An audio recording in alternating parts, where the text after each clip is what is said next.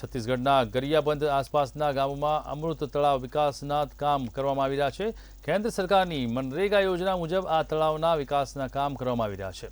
મનરેગા 4500 દિવસ સુધી તળાવના ખોદકામ કરવામાં આવ્યું છે, જેમાં આસપાસના સ્થાનિકોને રોજગારી મળતી હતી। આ તળાવના વિકાસ બાદ તેમાં મહિલાઓ દ્વારા માછીમારી તથા પશુઓ માટે પણ આ પાણીનો ઉપયોગ લેવામાં આવી રહ્યો છે।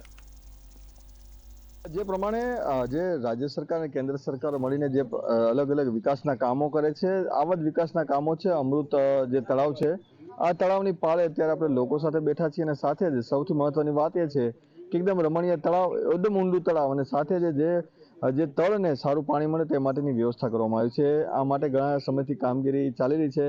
मैम आपका नाम बता दीजिए और ये कितने टाइम से काम चल रहा था? सर ये 1 साल हो गया है इस काम को। अभी गर्मी में करवा मतलब 1 साल हुआ है। तो नरेगा के तहत इसमें मजदूरों के द्वारा गहराई का कार्य किया गया था। तालाब खुदाई का कार्य हुआ है।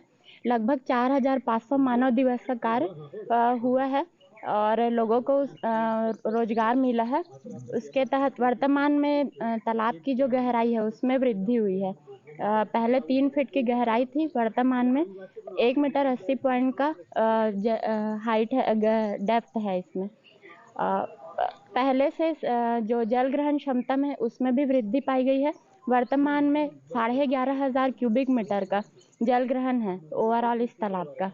अच्छा, ये जो पानी है पूरा अगर अंदर भी जाएगा तो दूसरा भी फायदा रहेगा लोगों को। और ये कितने लोग यहाँ पे काम करते थे?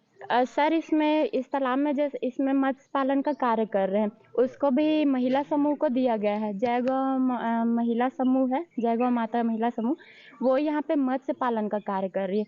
तकरीबन 12,500 मछली बीज इसमें डाला हुआ है।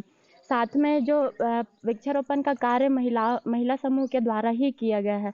साथ में जो फील्ड का निरीक्षण है वो भी मतलब महिला समूह को दिया गया है। तो आजीविका इस तरीके से उनको मिल रहा है सर यहाँ पे। अच्छा, कितना परिवार है और ये कितना फायदा है आपके लिए? इनमें बहुत फायदा है ताइला में। हाँ, ताइला में तालाब में बहुत फायदा है। मछली भी डाले हैं। हाँ, गांव भी वाला मन सहयोग के लिए करते हैं। तो पानी रहता है? पानी रहता है 1 साल से? साल भर रहता है। अच्छा, और ये पशुओं को? पशु है नाला से पानी पीता है। हाँ, वो करो तालाब है यहाँ से पी लेते।